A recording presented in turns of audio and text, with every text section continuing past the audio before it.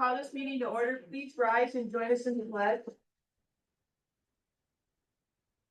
Pledge allegiance to the flag of the United States of America and to the republic for which it stands, one nation, under God, indivisible, with liberty and justice for all.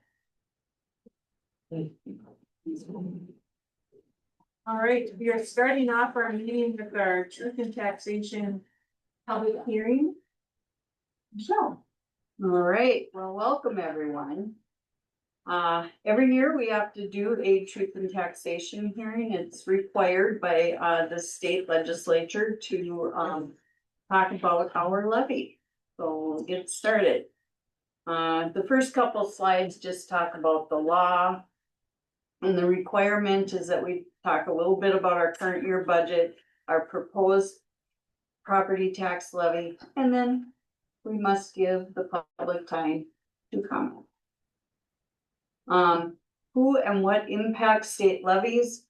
The state legislature and the governor's office has the most impact on that. They establish our overall tax policies. They create our school levies and our formulas. School boards, well, we go out and they ask voters to approve operating referendums and bond referendums. So we just went through that process in the fall. We asked for a bond referendum and a capital levy that's similar to a bond, but for different purposes. And we were unsuccessful during that time. So that is not on our levy. How is your property tax determined? The other thing that impacts our levies and what you pay is your property value. The Minnesota state legislature sets all those formulas. We do not do that here. The tax burden is split between residential, commercial, and ag. The county auditor does that calculation. We don't do that here. The county auditor always divides the total levy by the total tax capacity of the district, determine the tax rate needed, and they take that tax rate and they times it by the value of your land.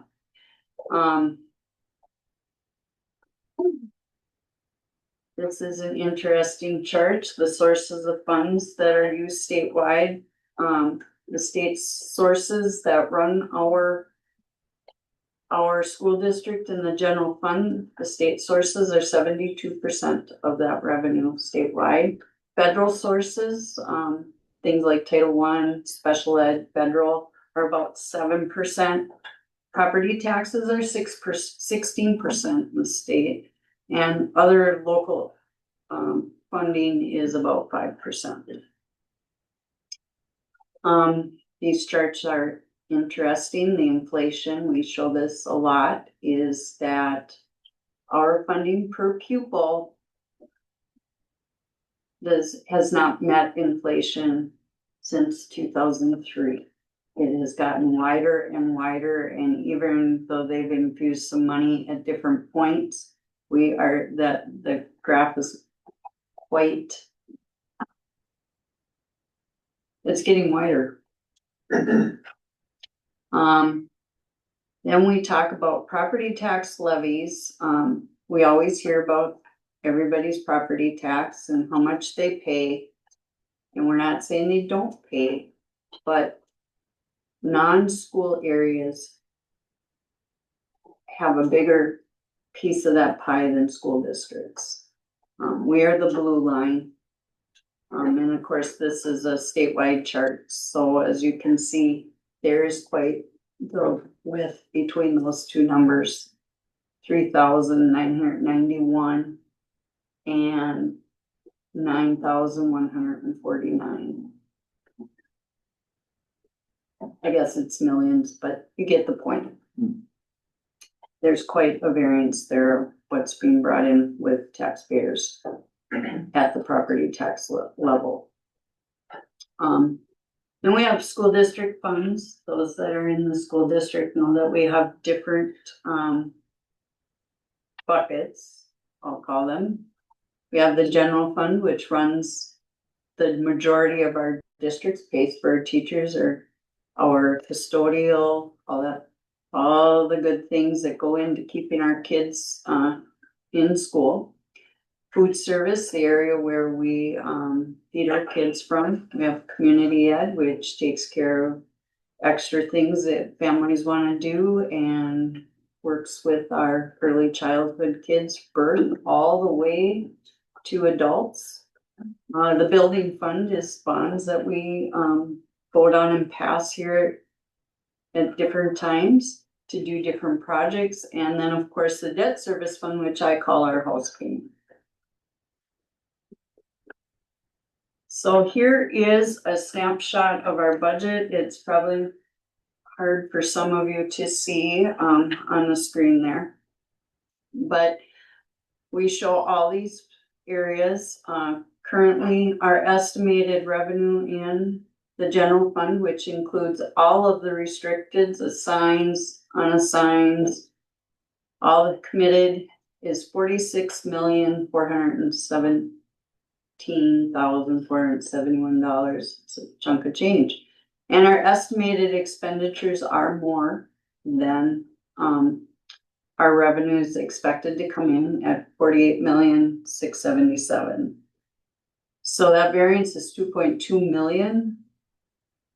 We are, for this presentation, we don't break it down to look at all of the areas because we'd be here a while, but for those that know what the unassigned area is, out of that 2.2 million, we're estimating a negative $1.5 million variance in our current budget. We will be revising this budget in January and February, so we will see what the new numbers come out to be. Food service, we have revenue coming in about 2.7. We estimate expenditures right now at 2.8. Whoops, community ed is also in the 2 millions, 2.4 million in revenue, 2.1 in expenditures. The building fund right now, the building fund actually receives money and then we do projects. We don't really get any more money for the bond, except for interest. That 80,000 is estimating interest that may come in for the year off of those bonds as we're waiting to expend, but we do projects on them. This last summer, you saw the middle school parking lot was done with our LTFM bond or our abatement bond. We did an LTFM bond, ventilation bond at the high school. And then we had some work done at the intermediate school, which was off of our regular LTFM bond. So there's a lot of work going on in the district. Debt service is our, like I said, our house payment. The biggest part of that is the primary school was built and we moved into it in 2016. So we have a house payment on that. And then of course, 3 bonds, the abatement bond, the LTFM bond and the ventilation bond. So we bring that money in and that money goes out to pay the house payment, as I call it. Our general fund revenues, a large part of our revenue comes from student enrollment. We watch that heavily. We had a long conversation about that in our finance meeting, and that will be in our regular board meeting starting in January. Local operating levies, which we're going to talk about more here, special education, federal grants, state programs, and participant fees.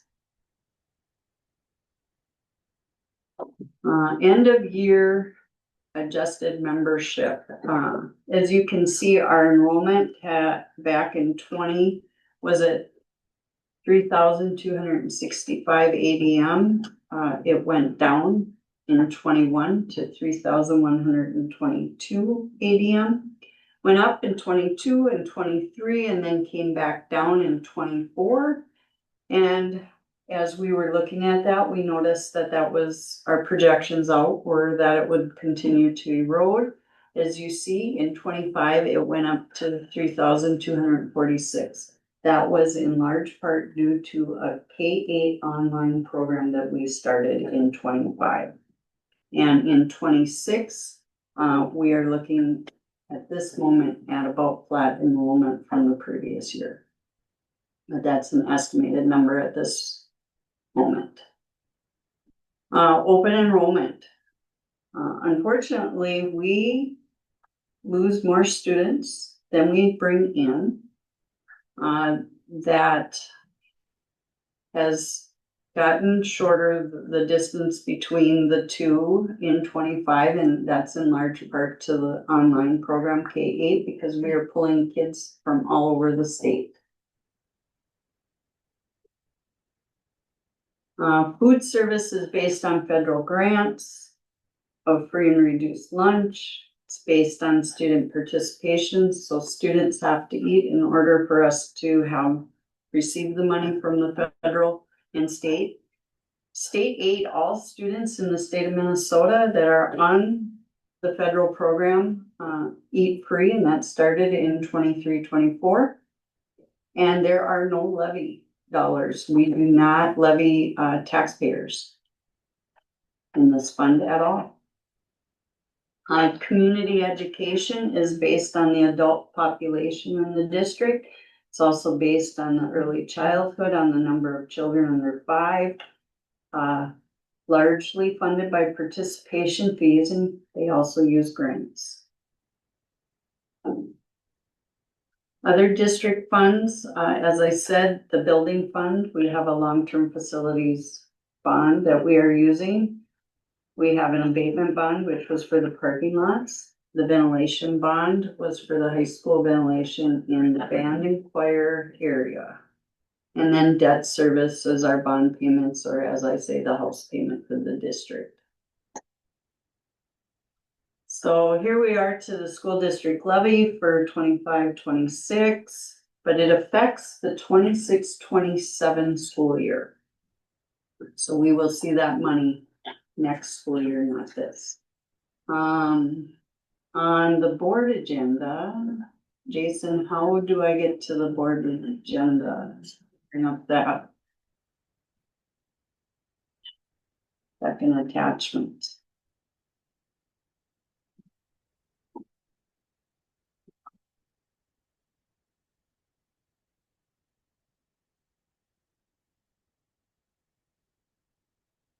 Emily, are you on?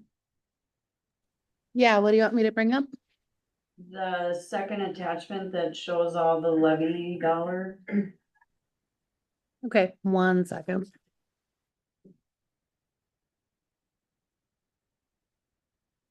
She's gonna bring it up. I have no idea. I'm a little tech challenged, so.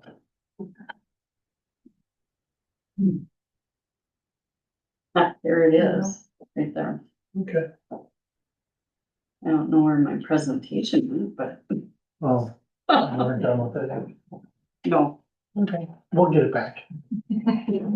get it back. Okay, can you make it bigger by any chance?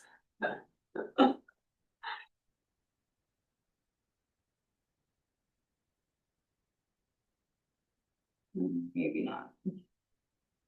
Okay, that's better.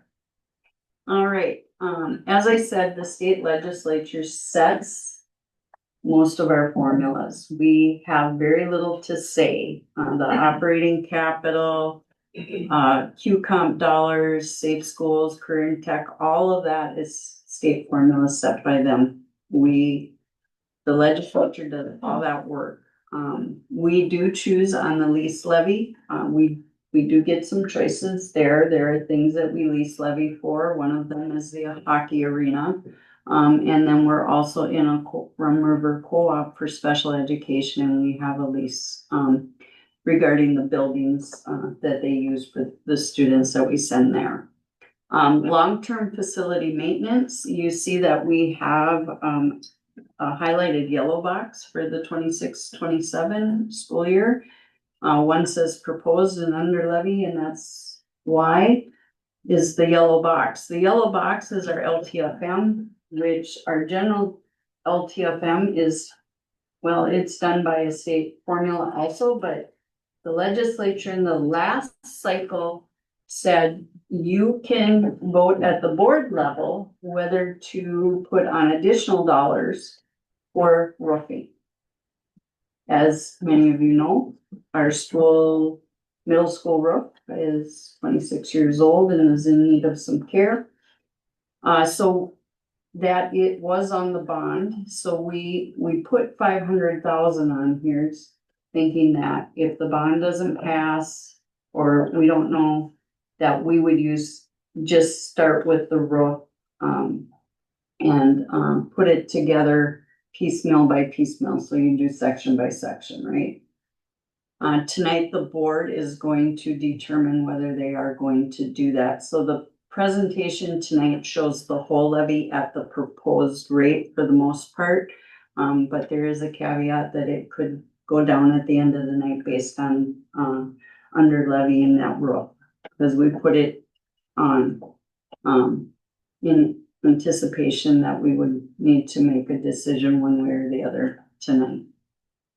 Our local optional allowance, that 724 came on a number of years ago. It started out as, I think, 324, then went to 424, now it's 724. That is also a formula set by the state of Minnesota, largely driven by our enrollment. And then we have some smaller areas, equity levy, transition levy, that was things that help balance out with other things that they changed. Community education is the next section on here. Emily, can you slide down? There you go, thank you. Community education levy, as you can see, our standard community ed is relatively flat from the previous year. Early childhood, that levy has gone down a little bit. Doesn't mean we're gonna get less money next year. They've moved a little bit, more aid into that program. Home visiting is relatively stable. Adults with disabilities is a new area. And school age care is based on the amount that you spend in any given year, so that goes up and down, because if you don't spend all of it, they will take it back.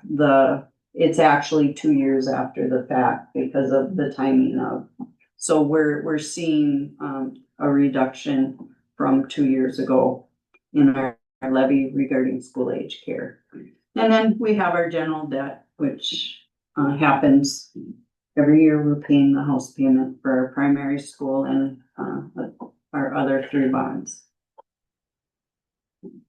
Okay, now I want to bring back our presentation. Where did you put that, Jason? If it's closed, it should be saved on the desktop in the top right. That's the taxation. Thank you, Emily. There. You see where we're down.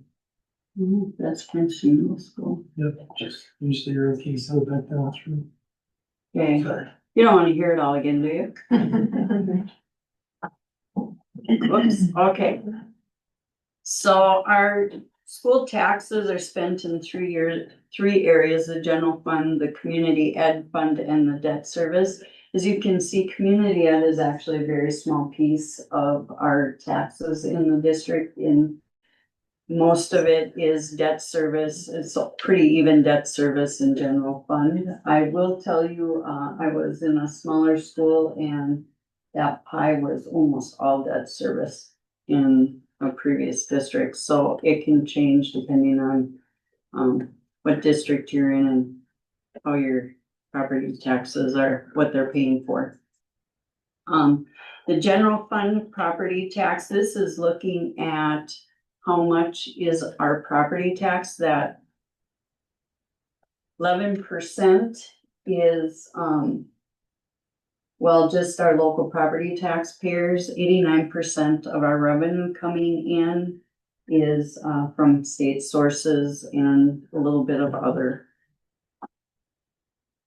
Community education, again, 8% of it is property taxes and state and other is 92. Debt service is the other way. Property taxes pay 94% of our debt service portion, or our house payment, as I call it. 6% is supported by the state. And that has eroded through the years. They call it equalization of the state, that has eroded in this area. Our proposed levy increase is $981,000, or a 9.93% increase. So let's talk, Minnesota legislative changes. There were quite a few in 23 that affect 25. They provided a benefit to homeowners by increasing the homestead exclusion for valuations between 76,517. If you look at the top of your tax statement, you'll see there's how much your value goes down. They put that on there. They also increased the first year limit for egg homestead from 3 land to 3.5 million from the 2.15 million. So that was quite a increase. This is just a tax-based trend that I like to do. This is just showing the growth in our district. You can see from 21 to 22, we had significant growth. Even from 20 to 21, we had 10.4% on our referendum market value grew. And then in 22, it went to 28. And then in 23, it came down to 6.9, and 24 to 1.4. So we haven't seen a lot of growth in the last couple of years. But prior to that, we saw a lot of growth in our tax base. This is showing the impact of the levy for Princeton residents. I just grabbed 3 values, 150,000, 250, and 300 on residential. And I am showing this estimated change from 23. So if you had a $150,000 home in 23, you paid $422 on that home. If you had a tax base estimated for 26 at that value, you're at $406. So it was a negative 3.7% change from a couple of years ago. We tend to look at just the previous year, but we have been going down. It went up slightly from 25, but it's still down from 23 and even farther from what we were paying in 2021 and 22. And commercial though went up from the time frame of 23 to 26. What causes your property taxes to go up or down? Changes in market values, changes in class rates in history, which is usually state legislation, if they change what your class rate is, changes in state legislation, and then voter approved referendums, which at this point we do not have one. Market values, as I said earlier, I do not control market values. People have called mad because of that, their market value. I can't do nothing about it. So you have to go to the county. They have county board equalization meetings. They're usually held in the spring and I believe in April. Just remember that your final taxable market value usually includes your homestead exclusion. If you don't see one on there and you are in between those dollar values up to that 517,000, you should see a negative number to be taken off of your total value. And if you have done improvements, it does take a little bit to get improvements on. So if you were building here in the fall, let's say you did an addition to your home, you would not see that on this tax statement. It would be the next year. Um. When we were out and about with our, bond presentation, we did talk about property tax programs. If your property taxes go up a certain amount, you fall in certain economic guidelines, there are multiple ways you can get out. I'm not gonna go through all these tonight because we do have a long agenda. But there are, what, one, two, this is probably the most common one, the circuit breaker, they call it. They have a special property tax refund. They have a senior citizen deferral program, so that if you're 65 or older and you're struggling and you wanna stay in your home, there is a way to do that. And then, tonight the board will be voting on a resolution. Like I said, they are going to be looking at two different, possibilities here, the total proposed one and or under levying, $500,000 that we had added for the roof. But this is a resolution. So at this time, it is time if anybody in the public would like to comment or ask questions. But not all at once. No. All right, well, if we have no questions or comments, we will close the hearing and I actually appreciate having an audience, so thanks for coming. Many years there is nobody here. Yes. So Michelle got good practice tonight, so thank you for being here. All right, we will roll on then with the rest of our meeting. Let the roll call show all board members are present, except for Eric Steinberg. And we have no citizen comments. So we will go to, board member committee reports. And who would like to start? How about Melissa? I had Community Ed Advisory, Tiger Connections, Tiger Care. Oh, and I was gonna mention, we fixed our light up Princeton tree, so it's not so sad anymore with the little star. Someone cursed us. So, but anyway, so you should definitely go swing by Light Up Princeton and check that out. That's all I got, so we can keep moving on. All right, Eric? I had finance committee meeting before this meeting. Ellen? Completed MSBA Part B Phase 4 training and then agenda planning. I also completed MSBA Phase 4 training and met with Jason on insurance options offered to employees. Interesting stuff. It was really. Jen? I had Tiger Connections. Something about it. Okay. I had Tiger Care Foundation meeting also and agenda planning and finance before this meeting. So we will go to student council report. Okay, to start, we have early childhood and pre-K. Toddler and preschool story time with Miss Tiffany was yesterday, and baby story time with Miss Amy is on the 17th. The primary has Books Are Fun program where students have the opportunity to earn up to 10 books and fun prizes.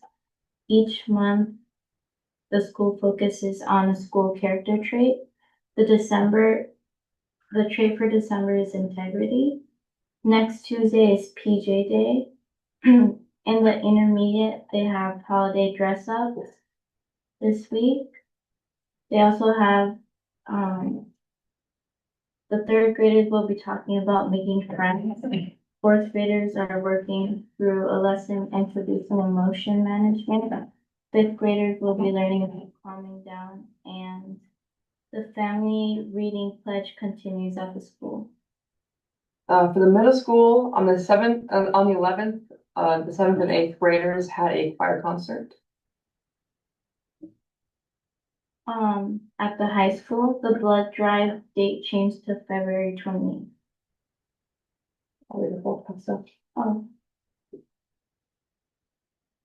Oh. They have a one-act play January 16th at the PAC at 7. And parent-teacher conferences are January 26th through the 20th. Fall sports season ended. Student council is selling winter candy grams.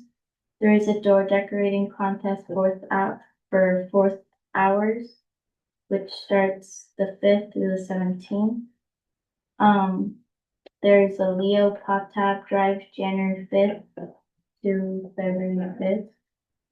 The goal is to collect 50 gallons. The jazz bands performed a very jazzy Xmas last night. Madrigal is performing this Friday and Saturday. A math league competition was held yesterday. Robotics league is continuing tonight. The dress up days starting on Wednesday are ugly sweater, color by grade, dress as a teacher, PJ day, and dress as a winter character. All right, thank you very much. Pat, superintendent report. Yeah, another busy month, a good month.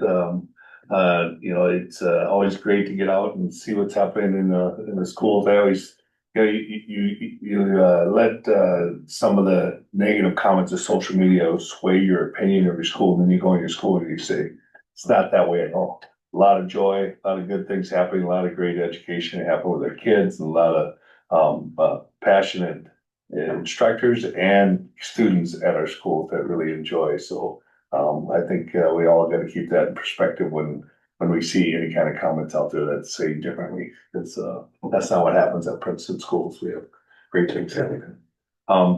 This month, a few different things.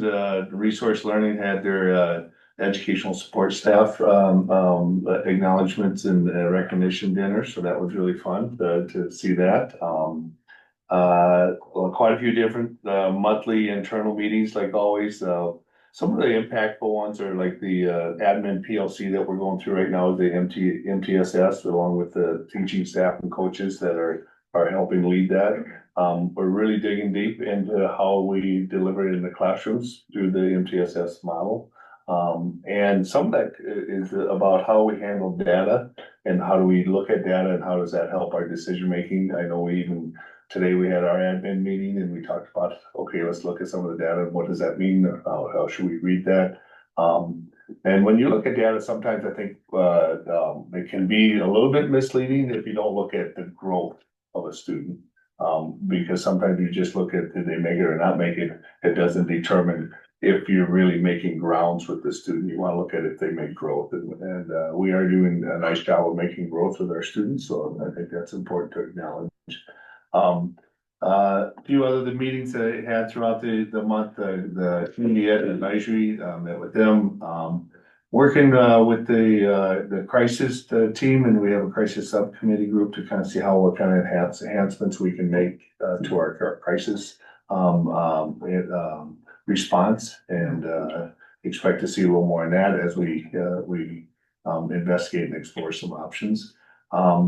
Also digging in a little deeper on our Spanish immersion program and just making sure that we're delivering the expectations that we want in our school district. So we'll continue to do that here over the next few months too. So expect to see a little more on that side of it. And you all know, I think that I signed up for the Chamber Leadership series, and last month was a nonprofit. That was really fun to see all the different nonprofits in town. And then this Thursday, I have another full day with the leadership group, and it's I think this one's about response of community members that have leadership roles and how that looks. So we'll see how that works out on Thursday. And there might be a little bit of Michelle's on the panel, and actually they want me to be on the panel. So yeah, so that'll be great. As some of you mentioned, we had the Tiger Care Foundation meeting. We are exploring, is there a potential way of bringing the Tiger Care program back, and what that might look like if we did. So we keep exploring that one. Met with RAP Strategies that helped us with the referendum marketing and putting together a post-election survey for our parents and staff so they can fill that out. We'll get that out in January. And the ECMAC is, which is our, computer, support, consortium, and, had a meeting with them, and there's, the big movement that's happening there is their servers are expiring, so they have to, reestablish all their server space, so that's a big movement that will happen over this year, but, they have a good plan for that. And then, they have about every 6 weeks meeting with the Rum River Superintendent Group, and so we kind of sit and talk about what's happening in each district, so. We'll get that one. And if you haven't been out and about and looked around in the last month, there's been a lot of holiday concerts and celebrations. And, if you haven't been to them, I feel bad for you because there's a lot of talent in our school district. Our kids do really, really well. It's really fun to see. Our staff does a nice job preparing them, and the kids are really delivering with some real good joy for those that want to partake in that. We had our Palmer meeting that we meet with the bus company and talk to a little bit about what's good and bad and indifferent, what's going on with Palmer busing.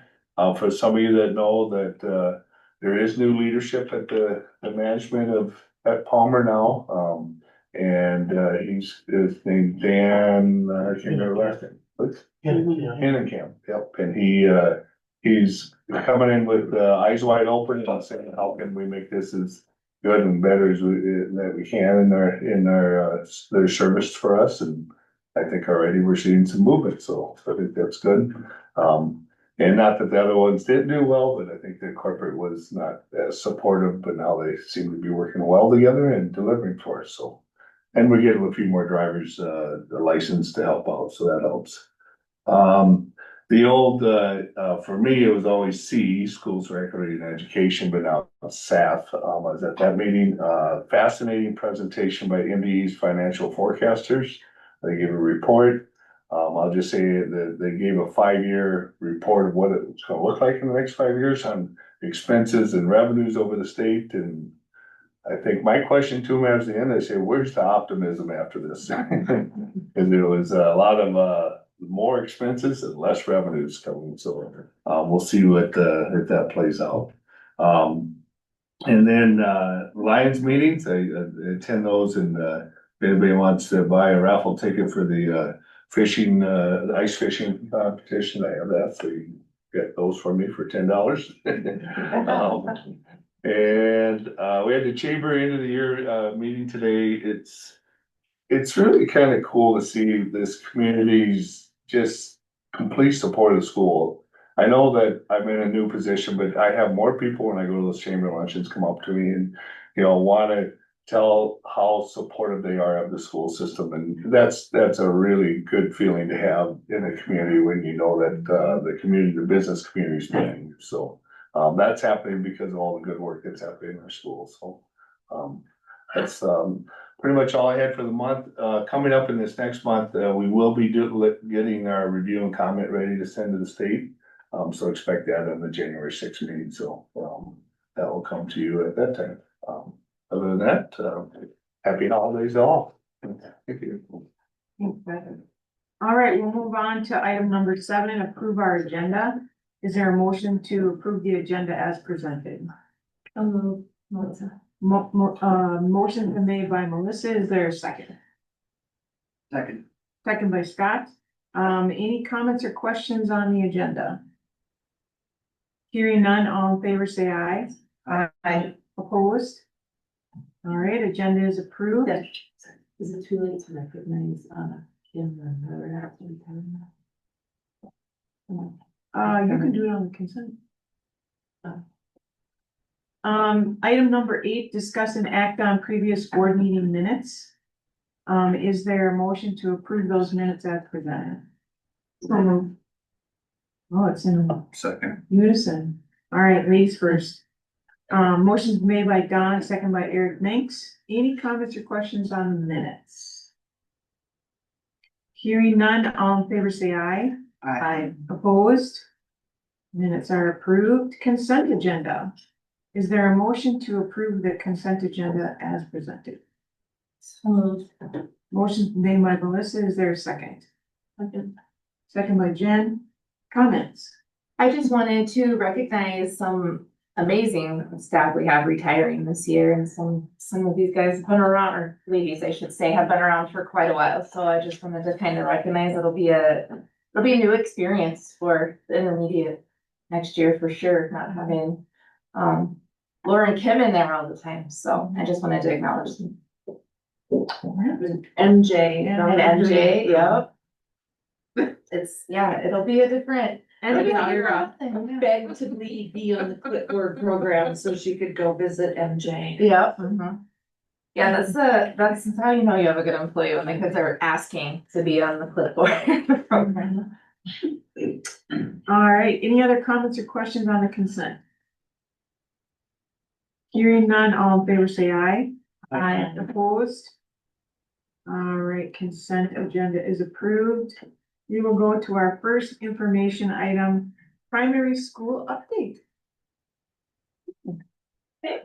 Hi, I'm Shannon Prescott, I'm a principal at primary school.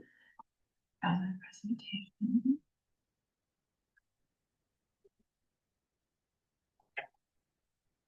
So we titled ours the same, so. Okay. Alright. So, the primary school I get to share, and there's some wonderful teachers here from the school too. So I have our continuous improvement plan. I'm not gonna go through our whole, nobody wants me to go through the whole thing. But so we have our Big Rock action plan. So I'll be just giving some highlights on the different areas within our plan, but it is linked here.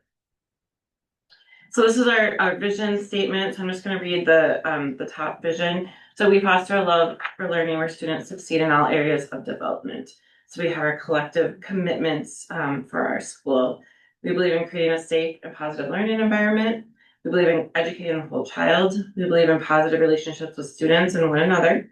We believe all students can learn. We believe in creating a love for learning. We believe we are one team working toward our vision. So this is our current enrollment.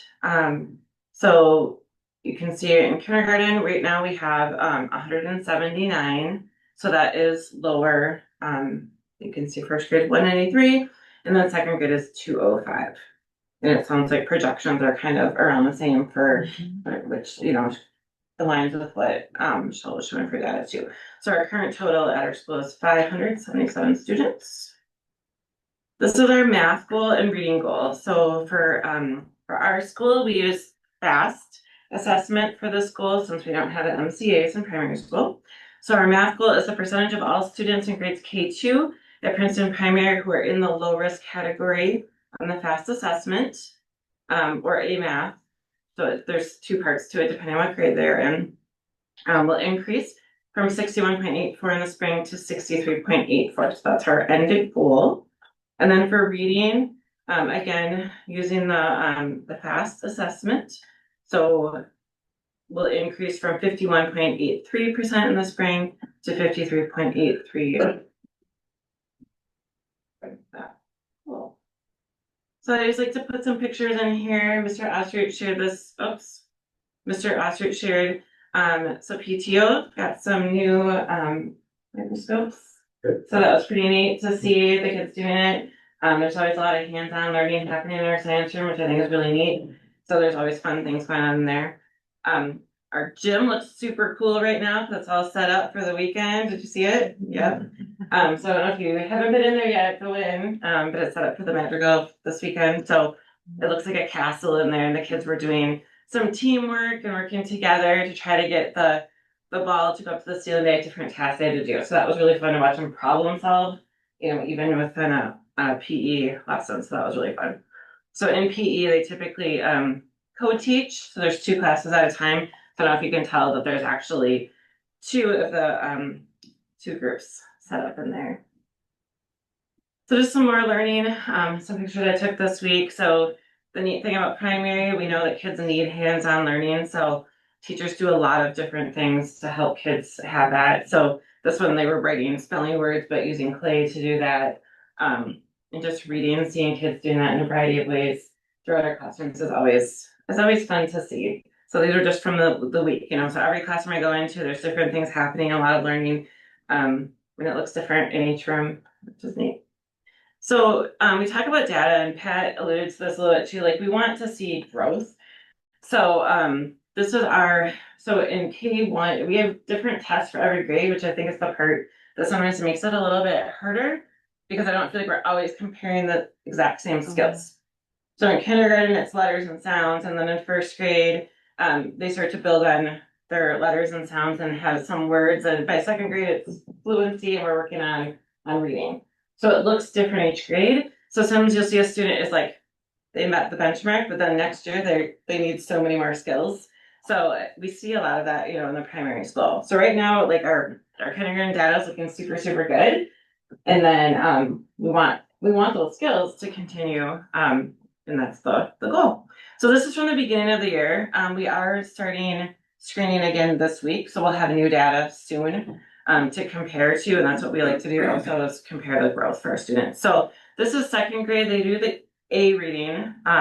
So the green is the at or above benchmark.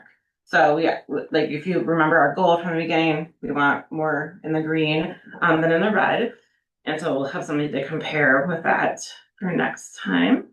And then this is second grade, the A math.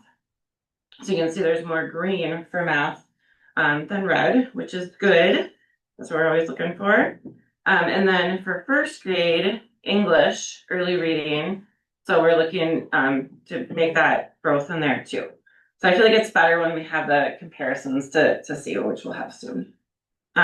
First grade, early math, kind of the same trend as what we saw for second grade.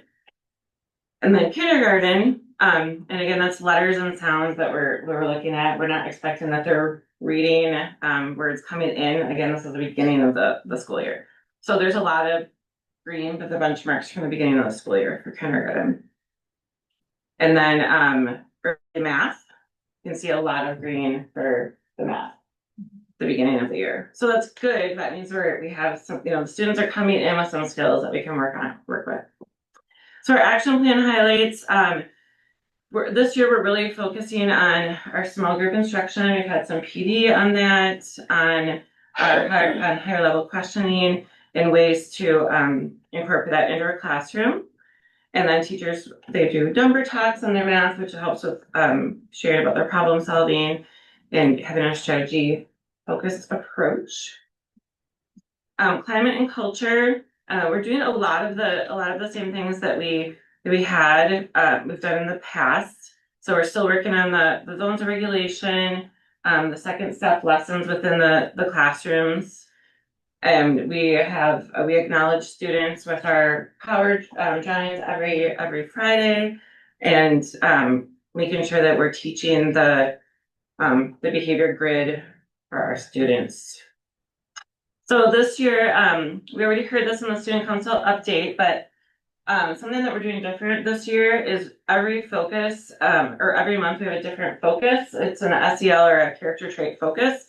And that's how we choose our Tiger Troopers. So each month, each grade level chooses a student, but they choose based on these character traits. So so far this year for October it was kindness, November is gratitude, December is integrity.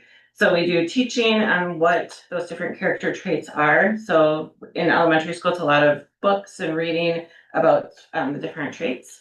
And then they get chosen by their teachers based on those traits. So that's a picture of our bulletin board that we have. So this was for first grade. Hard to tell in the picture. And then those are some students that their names were called, and that's just a random drawing. So they're given blue tickets if they do different things throughout the school, and any adult can give them a ticket. And then Mr. Oster draws names, and then they come down and pick a prize. So just grabbed a picture of that. But they like to come up to they really like to look at that bulletin board and see different people up there. I've seen kids like wave at it. It's really cute to do that. And I like that we're focused on a different thing, because sometimes we look at the students that would be like the student of the month kind of student. And this way, like a student can be super, super kind, but maybe they're not like a student that is doing all their work and different things. So it's just a way of acknowledging different attributes. So this is our behavior grid. I'm not gonna go through this, but this is what we use to help us decide for different consequences and how we do that. And then the MTSS framework. And as Pat mentioned, we're doing MTSS, we're going through our PLC this year, so I'm, Mary's part of that also, so I think that's good. So I think we're in a good spot with our MTSS, but there's always room for improvement in anything, so I think we're learning a lot too, which is good. And there's some pictures, these are just some kids working, teachers use all different things. This one is like the sheets that you can wipe off, people use whiteboards, and it's just just lots of different things happening. So this is last year, so we acknowledged the students had perfect attendance. I feel like there's not always as many kids that had that, but that group of kids and I got to come have donuts with me, and I had to acknowledge perfect attendance, and I had no work. And that's just a picture of me with the tiger last year, just to show so proud of my school and the people that I work with. It's been really fun, and year 2 is a lot better than year 1 because I have less things that I have to learn. And then Veterans Day parade. It was a beautiful day this year for our parade. So it's behind the schools, so intermediate and primary over there. And I'm not going to go into all of this. All right, does anybody have any questions for Shannon or comments or? No? Oh. Well done. Thank you. All right, we'll move on to the intermediate school, John.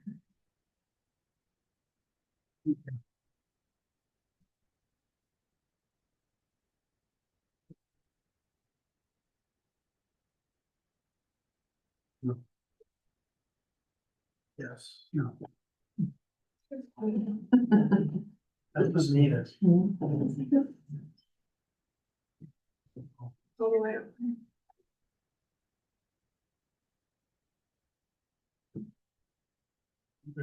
The two priorities, maybe? Excuse me. You're the desktop. Sure. Grab it off the desktop. Okay. Okay. The thing.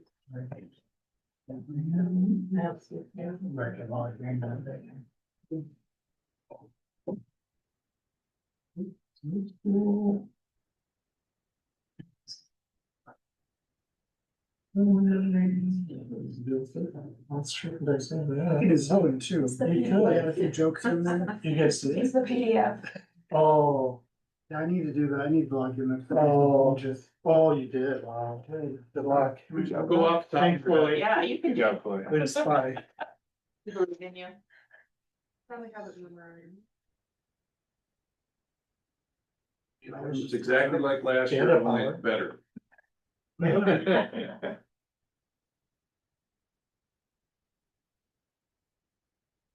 Would the board one have any, would it be updated with the changes? There's just I love that I can share it again. There's just a few changes. I had like a slide and added a couple of small things since, I was just Since thinking it was maybe shared. Emily would be able to pull it up if we have. If it was updated. here. maybe. Especially when I pass it. John's much better at technology than me, so. Yeah, so it does work. So you need to get up there and teach them all you know. There it is. Oh. No authentication, that's a point for us. Oh, it's a good demonstration of our security. Thank you. It's good, but it's very irritating. Yes, it is. Should take more than half hour. Quick.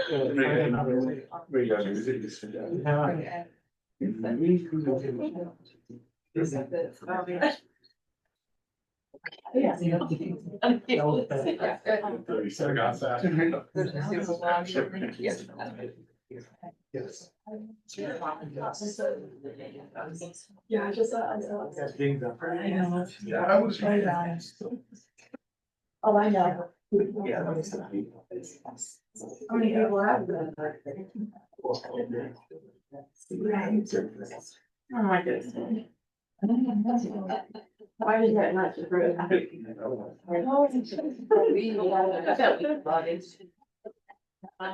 Where is that right now? Good stuff.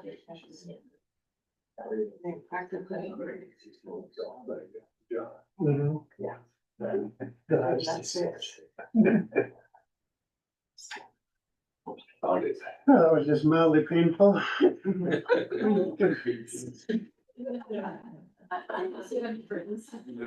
was there. Let's just make this work. Oh. Because I'm not in the right one. Emily's there. Do I do something?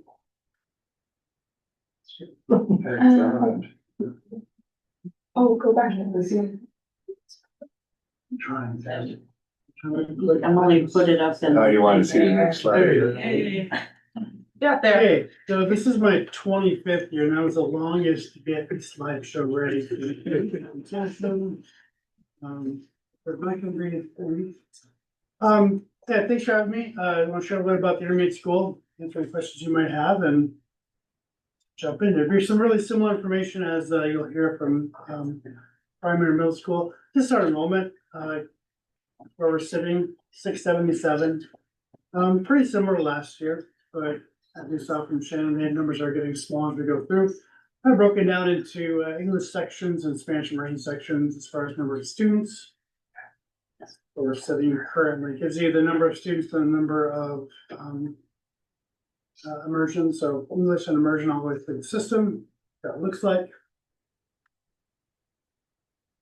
Again, similar district-wide, I think you'll have similar messages, just wanting to make sure that what we're doing to help support our students, giving them what they need. So whatever that curriculum is, whatever the instruction is to help support them.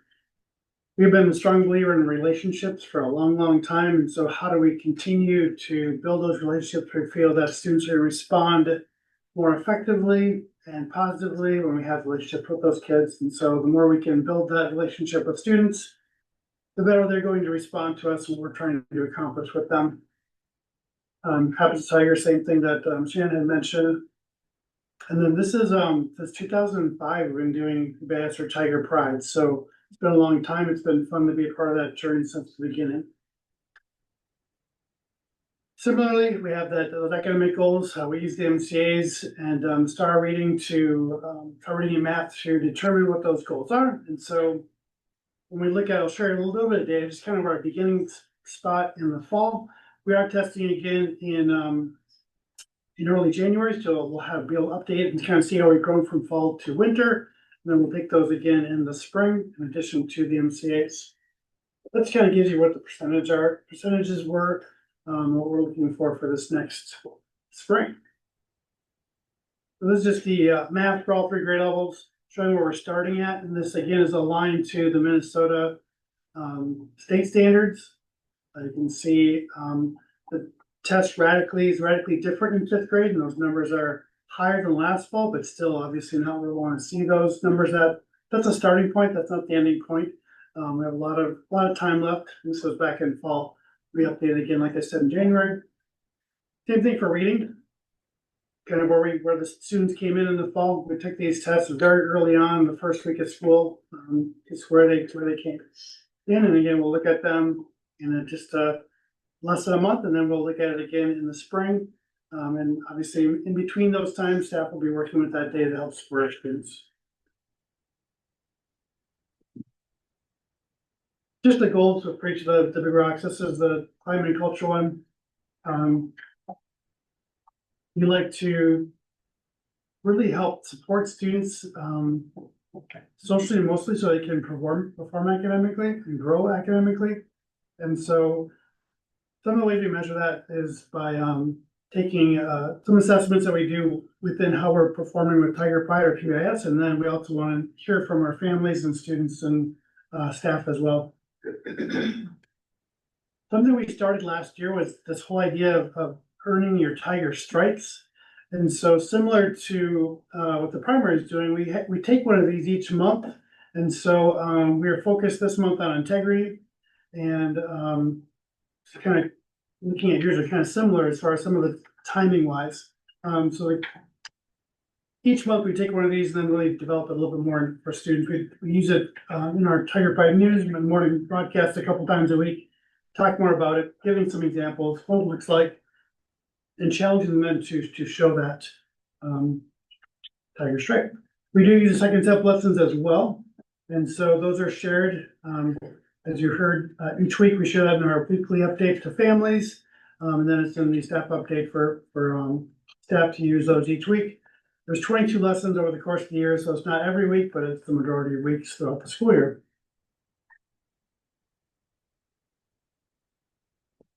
I mentioned that.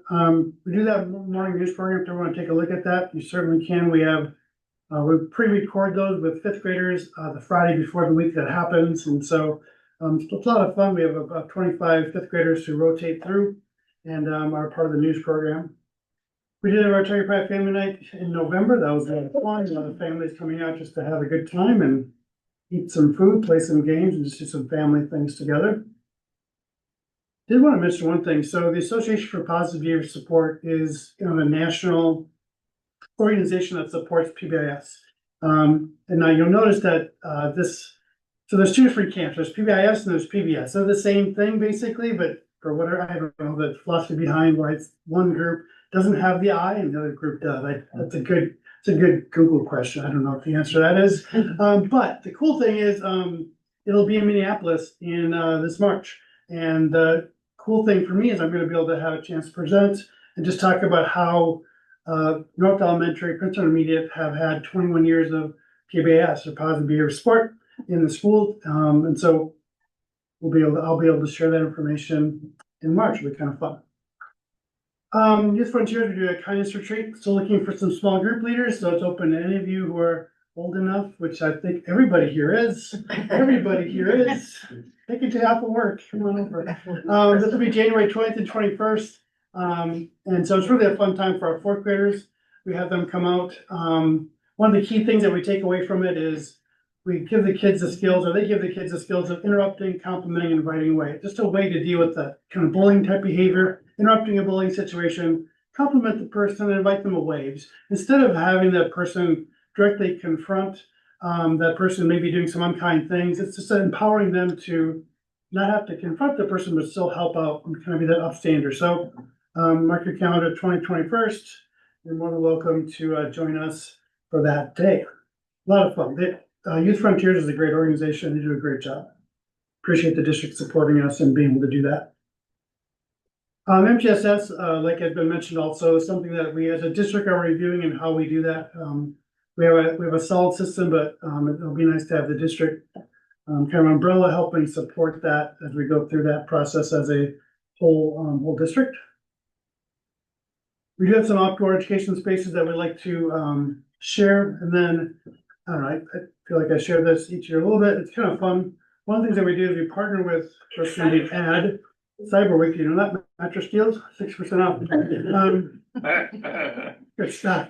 So one thing that we do is we partner with the Sherburne National Wildlife System, and one of the things that they allow us to do is to place cameras on their property, and so we have cameras on their property in addition to some around the middle school. It's a frog on the ice in February. Not a great place to be. Otherwise, you might be an otter like that. Anyway, so we have an opportunity to do that each year. We share these Wildlife Wednesdays once a week. A minute or two of clips from the refuge middle school. There's also some information, or also some cameras at the Stand Dune State Forest. So this is just like the best of the best stuff from this last year at the refuge. That we share at the Sherburne National Wildlife Festival. They think they're private, but they're not. They're like in the camera. Anyway, trying to do my thing over here. For watching. So anyway, this is the stuff that we share at the Wildlife Refuge Festival, which is in the fall. And so we have this on a loop as visitors are coming through. Just kind of share some of the cool stuff that's happening that most people don't see. Typically, these animals are not doing this. I had one person say, "Where do I go to see the coyotes?" Well, gotta be really patient, probably sit in one spot, camouflage for a long time, and maybe you'll see one. That's not how it works. So cameras are kind of nice to see some of the behind the scenes stuff. So we're not gonna watch 9 minutes of video, but it is kind of fun to see some of the stuff they have there. So that's something we share with our students, just trying to let them know just outside the walls of outdoors is kind of a cool place to be sometimes. So we do have some really great spaces that we can use for education. Operations, nothing new here, just wanting to make sure that one of the big rocks that we're really focusing on is making sure that our facilities are safe and that we have, good spaces. We have great, buildings and grounds and custodial crew to help keep our buildings looking safe or feeling safe. Yeah. One of the things that we do a lot of is trying to hire the best people available as well, and, we have a lot of new faces, each year, at least in the support staff realm, and so as you heard, there'll be some new faces in the office area too. Change can be good, but it'll be change for sure. Comments, questions, thoughts?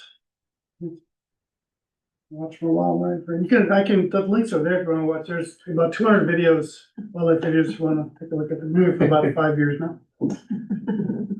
Congratulations, you were just, or not, the intermediate was just recognized for the PBIS at the state something? Oh, yeah, I'm sorry, I didn't mention that. So each year, schools can apply to be exemplar implementers of PBS, and so, yeah, that's something that, we applied for. So It's nice to be recognized, yeah, sure.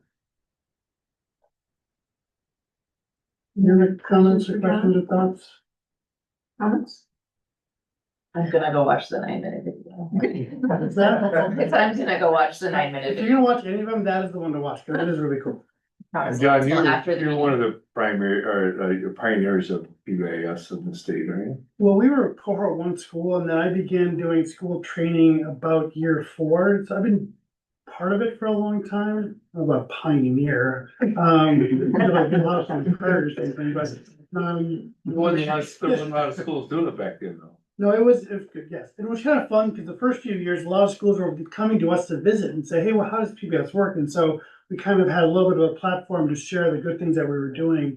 So yeah, it's been a fun journey. I don't mean to joke about it. It's been a really fun journey. I'm trying to log out from everything here, so I don't have any issues with people like reading my emails and stuff. So I'm doing that. I was gonna go in and play a trick. I don't know what I'm doing really, but anyway, somebody make sure that's logged out. And then I think we're going to, yeah, send some really bad emails to people. Anyway, where am I? That now.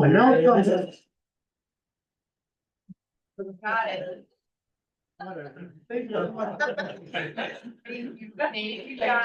Thanks, John. Oh, that is funny. All right, thank you board members and community for having me. Sarah Markshausen. It is my second year at the middle school, and it is just a privilege to serve for our district. Been with the district for a while, and we just have awesome things happening in all of our buildings, and I'm just so proud to be at the middle school here in my second year as well. So let's get started.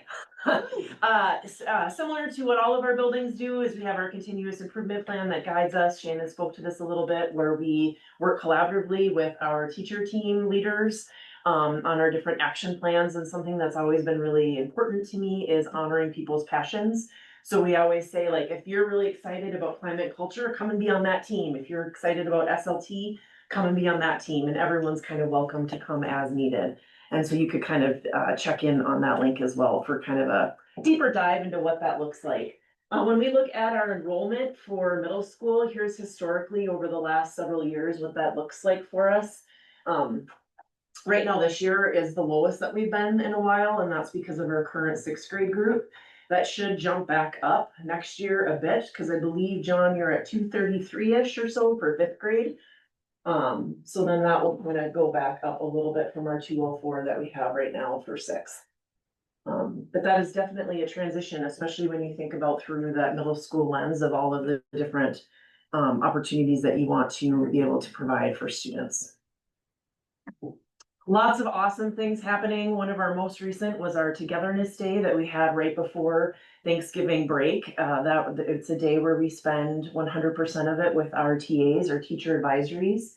And TA is something that I personally believe in a lot in. Mrs. Frank and I, the assistant principal, we actually are taking a TA this year too, just to help build those relationships and have that connection with our families and kids. And one of the things that we did this year as a switch was we went to multi-age advisories. So we have 6th, 7th, and 8th graders in our advisory, and then we have them as they kind of go through their middle school. experience so that we can have that connection with them. And we used to have that, and then with COVID, it went to one age for all of the reasons that COVID brought, so we're coming back to that a little bit. And Togetherness Day, what this is a picture of our winning TA, Mr. Lester's TA. We have the 1-day give where students could come in and bring in different things to donate to our local food shelf. And they were our winners, a fun-filled day of activities. On the right is Mrs. Frank and I. We had a little bit of maybe too much fun. The middle school teachers that are here could maybe share that. But we had a live turkey bingo, where Joe Thiel came and live streamed it into the actual classrooms. And there was a moment where the sound wasn't working, and do you know how hard it is to entertain over that? So I think at one point, like, we took our turkey feet and we're like bouncing it on the table, but it was just a super fun time. Where we could just be a little silly with the students and just have togetherness and that sense of community with different activities. Cal Schmock did an activity with the kids that day as well to kind of help with American Indian, different types of education pieces, and just a good day. Your heart is filled after Togetherness. And you're tired too. All good. So as we look at our student learning team, we make our goals each year as well, and ours are based off of our MCA data. And so this presentation is going to show you cumulatively more so from like last year where we were at, and then how we're using that as a springboard for this year and what we're planning to help support. Last year for our math and reading goals, we did not meet our goals collectively through our MCAs. And as we kind of dive into that data, and Pat spoke about this a little bit too, is that it's looking at, where you're at with that growth. So when we look historically over the last several years, this is our our math MCA data. We've been kind of right in that high 30s% for our math MCA. So we are having a lot of conversations about, looking at our tier 1 types of instruction. Right now, our math MCA or our math standards are changing, and so we are doing an incredible amount of professional development and training for our not only middle school teachers, but K-12 about the different math practices that are out there. There are 8 common math practices for students, and we're diving deep into those and seeing how we can look at our scope and sequence and how that looks to the MCA benchmarks. Myself as well are taking, similar to like when we had the letters training, I wanted to do the letters training, now I want to do the math training too. I'm reading a book, in fact, just on Sunday, in between my kids' basketball games, I was reading about the math A practices. But it's quite interesting. And so we're having some really good dialogue about what that looks like and sounds like, and then those transitional grades between 5th and 6th, 6th to 7th, and so on from a vertical perspective as we take a look at that. But a lot of discussion around tier 1 and a lot of training and a lot of support to dive deep into that. When we look at our reading, they have kind of historically, you can kind of see where they're at the last couple of years. We've maintained pretty steadily. The one thing that we're doing with our reading MCAs is that we are diving pretty deep. Last year, we had a lot of conversation around this and are continuing this year when looking at the idea of how we are all reading teachers and what that could look like and sound like. And it makes me think of Scarborough's reading rope. And there's different parts of the reading rope. And a teacher said to me at middle school that just kind of it stuck with me recently over the last month about, Sarah, I'm not really sure how to teach decoding. And I thought about that and I'm like, well, the students that maybe need that decoding help, they're going to be in your reading access classes. It's okay that we don't know the decoding, how to teach that necessarily. But what we can focus on is that top part of that language comprehension, like a vocabulary and background knowledge, and really kind of zoning in on those sorts of things. And we've been diving in pretty deep around the reading, and we're going to get into what some of that looks like and sounds like too. With our science, hats off to our science department for all of their hard work. They have consistently, if you kind of look at the state level, have been above our state level as well. You might notice that in general for this last spring, when the science MCAs happened, that there was a general big dip from state level as well. And that's because we had the new MCAs. And that's not uncommon to have that dip that happens there. The middle school consistently scored higher than the state average on that, so a lot of great work happening there as well. When we take a look at all of the details around SLT that we're doing around student learning, some of those big highlight pieces are how we are those reading and writing teachers, how we try to implement that across all curricular areas while still honoring each of everyone's own department areas, everyone's own content. Okay, what our tier 1 looks like, and then how we can kind of fill some of those skill gap deficits. And some of that is having some school-wide expectations around what reading and writing looks like for all of us in our contents areas. One of them is through our ACEs. ACEs is how we are writing. In fact, we have these beautiful ACEs posters that are up in all of the classrooms, and students are starting to use that. It's an acronym for how to put together our thoughts and expand in our writing, how to use annotation, and then some writing expectations. One thing that we've been talking a lot about, people are probably sick of me talking about it, but it's so important, is our Lexile levels. Okay, Lexile levels are when a student takes their fall STAR assessment. Okay, they'll get an individualized Lexile level that will tell them essentially what book level they need to be reading at to bump up to the next level. Okay, Lexile levels are more supported by the science of reading versus like this is 3rd or 6th grade material, 7th grade material. Okay, and so we took this so deep that last year even we started to revamp our whole media center. It was a huge hands-on project where we got some community volunteers. I got my mom to come in June and my own kids.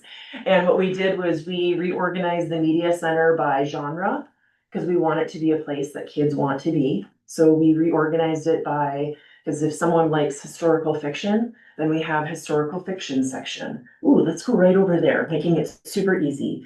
And then what we also did was honing in on that Lexile level is about 2/3 of the books. We're not quite done yet because there's a lot of books in that media, but on the spine of the book, there is the Lexile level listed. So when a student is checking out a book, or when they're looking, however that might be in those multiple areas, we can very appropriately try to match them to their Lexile level to keep them moving.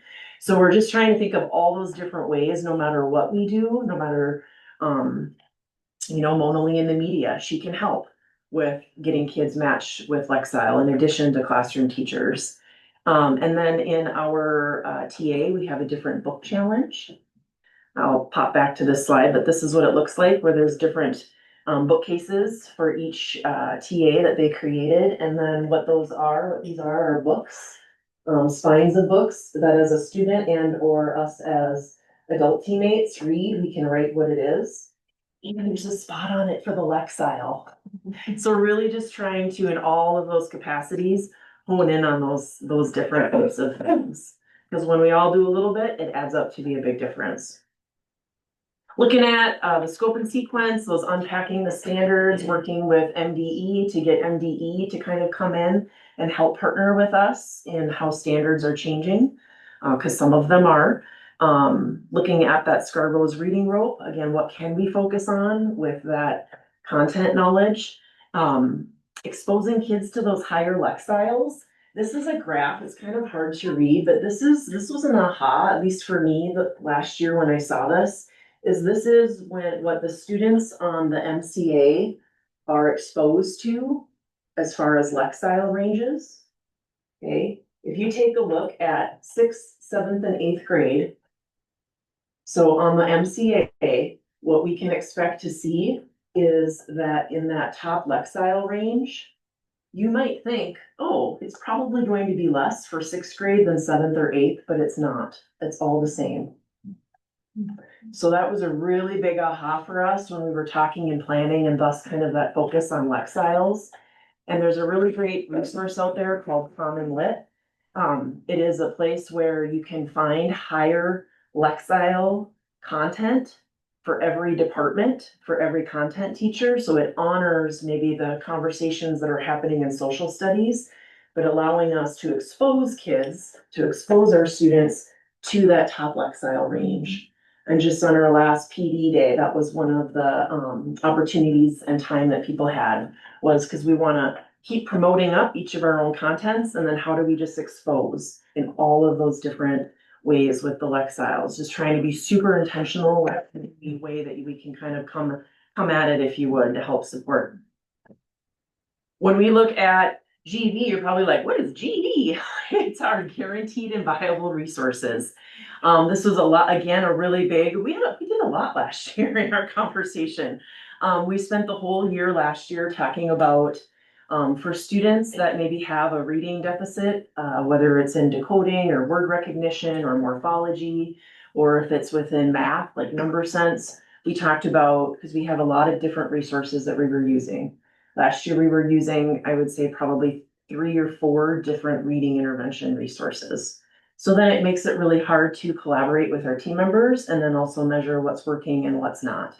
And so we spent a lot of time looking at and partnering with Jessica and Andrea and our teacher leaders on what that looks like and sounds like. So for example, if a student needs help with word recognition, whether they are receiving special ed services or whether they're receiving access services through general education, the need is the same and we want to use the same resource. And so this year we have adopted same resources between those different intervention groups. So we're really, really excited about that. And then part of what that looks like too is that we implemented CAPTI. CAPTI is, the only other profession that has more acronyms, I think, is the medical field, right? Besides education. But CAPTI is a state-approved assessment for reading to help identify which of the big 5 plus writing students need help in. So it's a very granular test where you can really pinpoint what students need, and then you can give them that direct explicit intervention. So we're trying really, really hard to use that data that we're getting from those CAPTI assessments to appropriately match students. And as we're identifying more students through CAPTI, then we're testing them. And we just did another round last Friday, actually, where we tested 30 more students. And happy to say that we have graduated some out of ADSES. And then we're like, okay, now who can we put on in? Okay. And if they've graduated out of that ADSES, maybe they're not fully out, but maybe it's that growth and it's that step in the right direction. Maybe they've mastered that word recognition and now we can get them some fluency interventions. So it all goes back to being intentional with that data and matching kids to the right intervention that they need. This has been lovely. I love this. This is very much complementary to the Princeton paradigm. So when we go in and partner with teacher coaches to do observations, this just takes our Princeton paradigm and puts it in a really user-friendly way to have conversations about what we're going to see in the classroom that's all focused around student learning. And so this is actually what, like when I go and do observations, what I use in the planning conference to help guide conversation. It's super organic and it just kind of all comes together. It's really quite lovely. They're those high impact look-fors. Some other SLT highlights of things that we've been doing is last year we used a process that's called the IROD. It just simply means where you're gathering information, you're getting reactions from people, you're looking at options, and then you make decisions. And one of the huge conversations that we had last year was, when you think about all the things that a master schedule could do, you know that you can't do everything. So what are our priorities?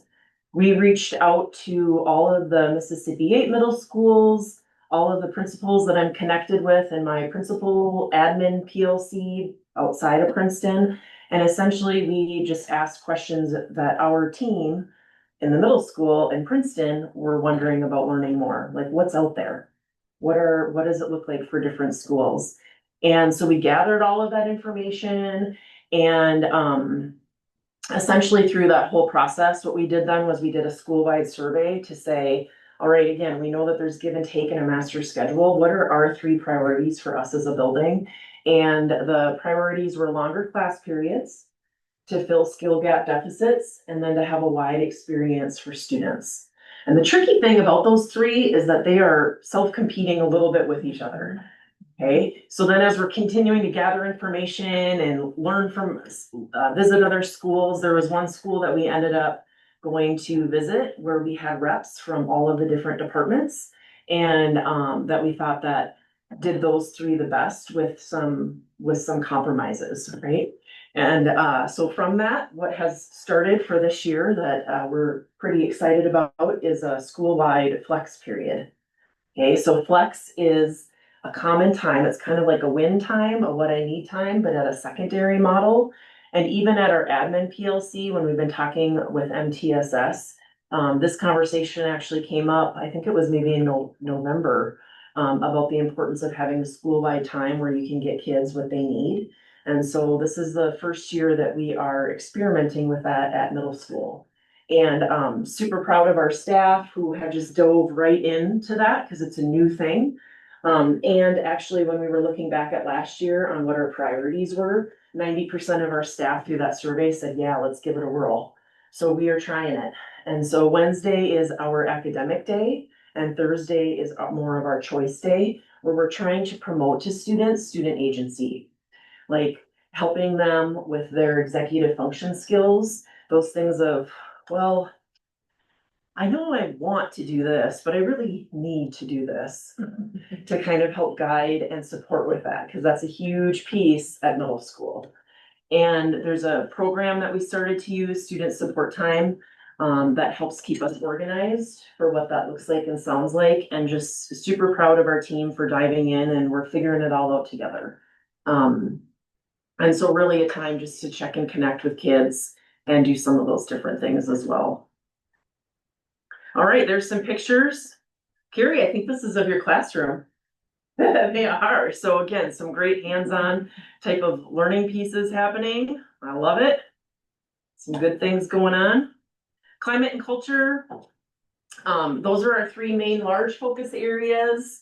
Habits of a tiger, we're all pretty much familiar with those, but that's an important part of what we do, giving that those lifelong skills. I we didn't plan this, but similar to primary and intermediate, we at middle school also have like a theme of the month where we're trying to reinforce the pieces. And so recently we just had, the last month was gracious. And so this is just an example of how a student can nominate someone else for being gracious. And even today, like we had our web students come on down and they could nominate a staff, a family member and a peer. They not nominated, but gave like a little ticket to say why they appreciated them. So it's just that constant, all of those different things. Doing some more restorative circles. Last year we had some restorative circle training. We're going to do another one. And that's been really cool to see that implemented this year in lots of different ways. There's been more, I've been part of more restorative circles, or at least having conversations about, ooh, let's do a restorative circle to help repair that relationship or whatever that might be. And restorative circles are actually part of our TA curriculum as well then, as a proactive perspective. Some different types of suicide or some different type of student experiences as well. We had a Be Extraordinary presentation in partnership with Mille Lacs County through a grant, where we could do some drug prevention and suicide prevention for students. Youth Frontier, similar to how intermediate goes, we will go upcoming in January as well for a courage retreat for 7th graders. And something that we did last year that we're bringing back again this year is admin talks. This is a way for us to stay connected to students and collaborate with teachers, where we take time and we meet with the whole grade level. Mrs. Frank and I do about what's working well, what do we need some friendly reminders on, those kind of things. So that's right. All right, and some MTSS pieces. Working hard in MTSS, lots of different things there. We're doing quite a bit in partnership with special education, and within MTSS, there is that diamond, as we are very familiar with. And as we get into some of those tiers, there's different accommodations and modifications. So doing a lot of support and training and learning about what an accommodation can look like, what a modification can look like, and then kind of role playing or talking through maybe some real life types of examples is what we did most recently.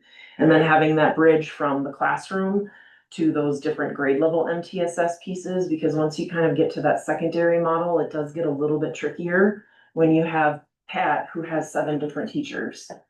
Okay, and so how to make that structure kind of come together. And we worked on that last year quite a bit with structure, and then continuing that for this year too.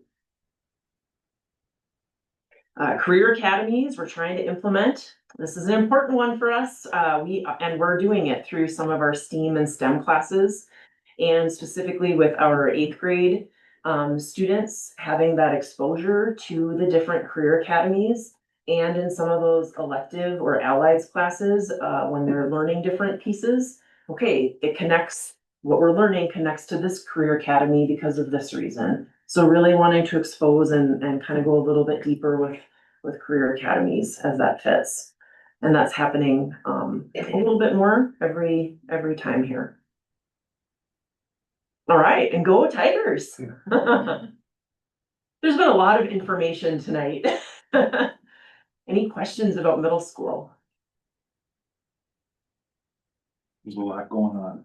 Yeah. Good stuff. Thanks. I do wanna just say with your career academies, I'm pretty involved in that on the high school end, and they are maybe even 2 years ago, you get the 9th graders that are like, well, I don't know what that is. I mean, even the 10th graders, but like they're coming from the middle school and have an idea and have a lot of exposure to it, and it's really making a difference by the time they get up to high school. Yeah, our team is phenomenal. They do a great job sharing that with kids and getting them excited about it. Just like that connection of the why, how this affects them after. They do a good job. Princeton's a great place to be. All right, thank you. Thank you very much, Sarah. All I right. get to just exit out all of them. Make sure you sign John. I'm gonna send a phishing email to John. Just kidding, John. You said all contacts. All right, thank you very much. Thank you. Thanks for all the presentations. Nice job, you guys. Thank you very much for all your hard work. We will move on to our first action item, which is our 2025 levy pay 2026. So I'm going to make a motion to accept the under levy by 500,000 payable in 2026 as presented. Okay. Motion's made by Eric Minks. Is there a second to that? Second. Okay, second by Melissa. All right, discussion, comments, questions. That takes out the roof. Yeah, It it takes takes out 500,000. Well, not the whole roof, but Right. what we were saying. I'm sure that we'll pass this bond. Well, and that's the thing, in order to use the 500,000, we can't use it till July 1, okay? And then it has to be used in the year of.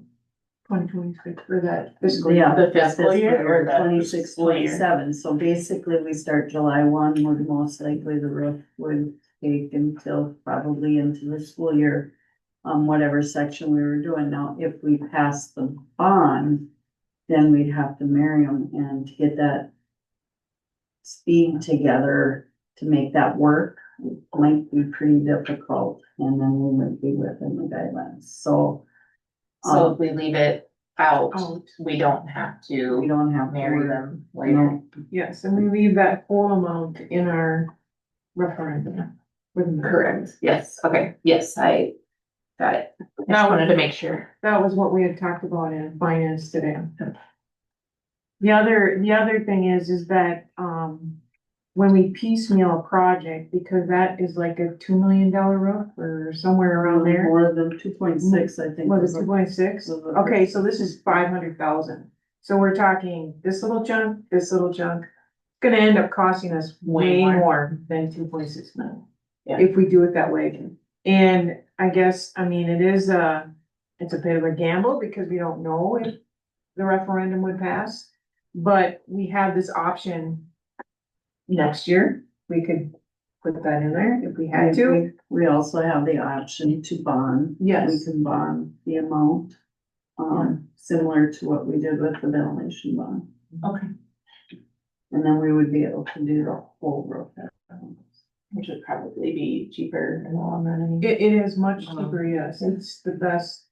And it gives you a better quality roof moving forward. It's if you've ever And tried we to don't have match to up fix as it. planned, it doesn't work. Yeah. Yeah, great. So that was what finance was recommending, was the under levy, so. Any other comments or questions? I will just comment that I did, give you Oh, the Eller's runs that shows the proposed, you will see all the positive percentages here, what it goes up with the under levy. Our taxpayers will see a slight decrease in their taxes. And the full levy was 9 Nine, Brandon. 9.93, and I think it's 4 point something. 4 point something with the 500,000 taken out, so. 4.87. Yeah. Any more questions? All right, resolution, so we'll vote by roll call, starting with Jen. Yes. Melissa? Yes. Yes, Yes. Yes. all right. We are set on that. Item 11B, combining polling places. We have a resolution here, that is the same that we did for our November election, combining our polling places to those same places. I The move to, Princeton Depot and Baldwin. Yep. I move to accept the resolution establishing combined polling places as presented. Okay, is there a second? Motion's made by Melissa, seconded by Scott. Any comments or questions on that one?